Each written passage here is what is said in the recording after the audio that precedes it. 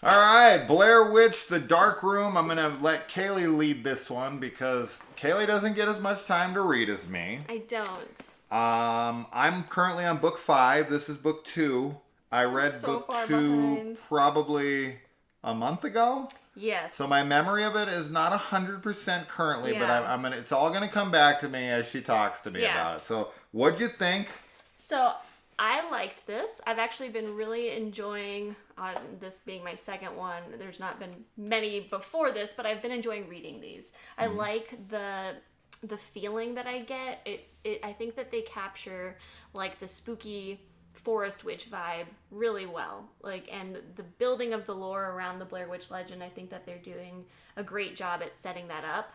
And they are really quick reads. I just struggle to read, You just don't have the time. I don't have the time. But for example, this one is only like 176 pages. The one I just read, book 4, was 162. So Yeah. they're fast. And they're easy reads too. They're definitely young adult novels. But this one is actually about Cade Merrill. So the first one isn't about his story. He's recounting it.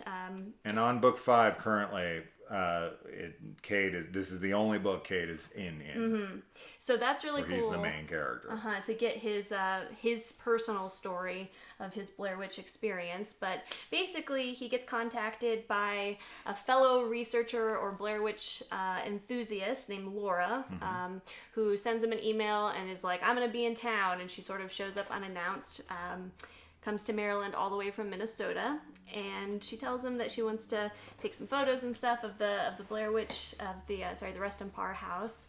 And when they go to the forest, she takes some photographs that have an interesting element where they have an image that shows on the negative. Well, she says she sees stuff. She's Yes. telling him like, "I see a house," and he's like, "The hell are you talking about? There's nothing there." Yeah. Right? So she's seeing things and taking photos of what used to be Rustin Parr's house. And when they go to develop the photos, before they develop them rather, the negatives show what she saw when they were in the woods. So there's photos of Rustin Parr's house as it was fully built, as well as like Rustin Parr and his twin and his parents.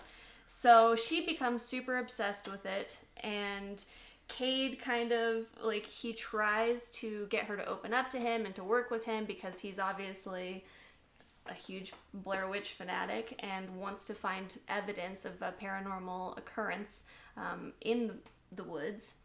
And she pushes him away, and basically it's all about her kind of cursed with seeing these visions of what happened in the past.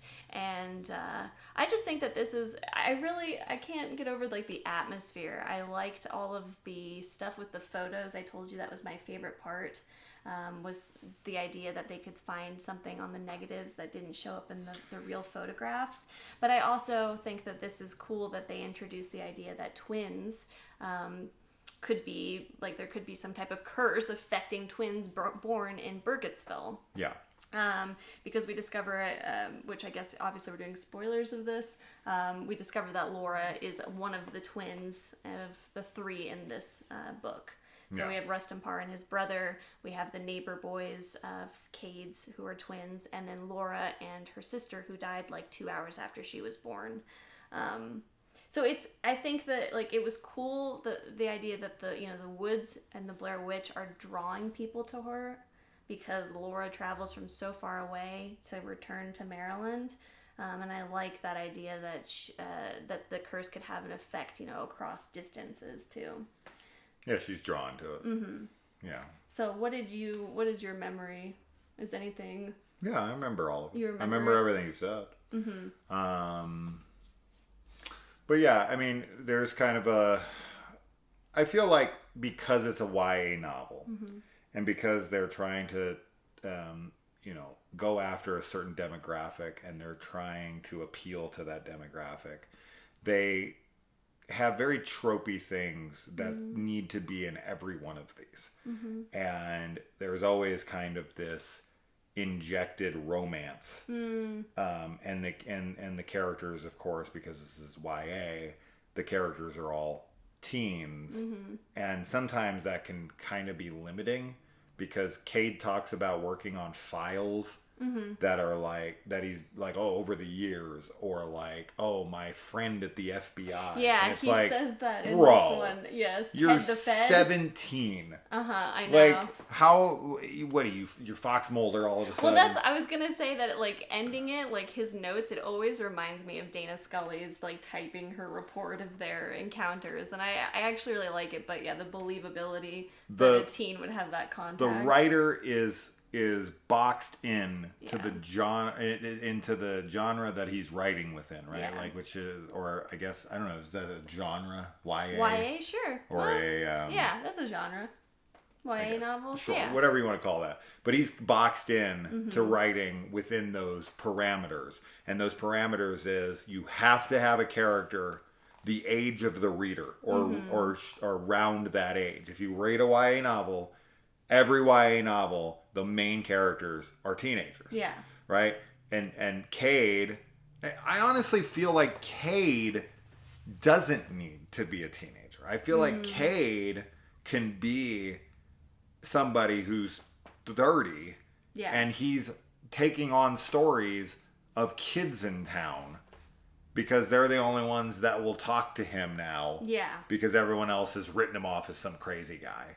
And that the kids in town are like a little bit more open to it, and are the ones, and he talks to them and whatever. So, but as I just said, there's some believability issues because with Cade's age. But he has this romantic relationship thing going on with Laura in the book, where they kiss, and she's spending the night, because he's like, she flies out, and then she's like, well, you know, I was going to stay here, but oh, I don't have this anymore. And he's like, well, I guess you could come to my house because my parents are out of town. Yeah. And then she stays there at his house, and then, you know, she's disappearing in the night and going out, and I don't know. It's just, it feels like a strain for the writer to be like, okay, like, how do I do this while staying true to the genre of YA fiction. So I do kind of find that a little bit limiting and a bit eye-rolly. But I agree. You definitely feel the tension of the impending kidnapping of these twins. Yes. Like, you're like, oh, this is something's gonna happen. And this is the second book, so maybe not as much here, because the only thing that happened in the first book was the Blair Witch was going after, like, people who, Blair Witch's daughter, you know, Blair Witch, whatever. She was going after people who had wronged her. Right. And we didn't really get into teen or kid territory, so I didn't really know what to expect as far as potential demise. So I didn't know what the looming threat was per se. But I can say now, 5 books in, that the stakes are definitely elevating, and more deaths happen than you would expect, and characters are dispatched that you're like, oh wow, wow, they killed that person, they killed this person, you know, like that's cool. So overall, I have been enjoying this last book I just read and everything. They're good, but with this one, I felt some things were forced, but other things was like, oh, that's cool. The photo, the dark room, which is literally what the book's named after, the dark room that they're developing the pictures in, is the best part. Yes, I think that is a really great idea, that these negatives are able to capture something, but they won't stay on the film. They only stay on the film during the process, and then once you stop the solution, whatever solution you put it in at the end, to stop the exposure or whatever. I'm not a film person. But whatever that liquid is, they put it in at the end. If you don't put it in there, it'll just keep processing, and it won't be anything. And if you do put it in there, it makes whatever images is in there disappear. So you're damned if you do, damned if you don't. And you got to have someone in there. So, but it's creepy, because the way it's written, and when they're seeing it, it's very effective. So I was actually really creeped out. Like, I think that's what I was meaning about the atmosphere. Like, I found myself being kind of unintentionally creeped out a lot during this. So I'm enjoying reading these, and join us, because we'll keep on reading. We'll definitely do book 3 as soon as she finishes it. I will try. I gotta read Midnight Club. She read this whole thing pretty quick to get this done. I had read a couple other books between this because I read the My Best Friend's Exorcism and whatnot. I got some Star Wars books that I'm so but I'm ready to talk about the third one whenever you get it done. Yeah. And have you guys read it? Has anybody here read any of these? Yes. Or are you just kind of watching this to get a lowdown? Yeah, let us know. But it is cool to get a book with Cade himself. Yeah, absolutely. But other than that, we'll see you in the next time. Next book? Yep, the next book. The next time? The next time we read a book. Bye. Bye. Bye, guys.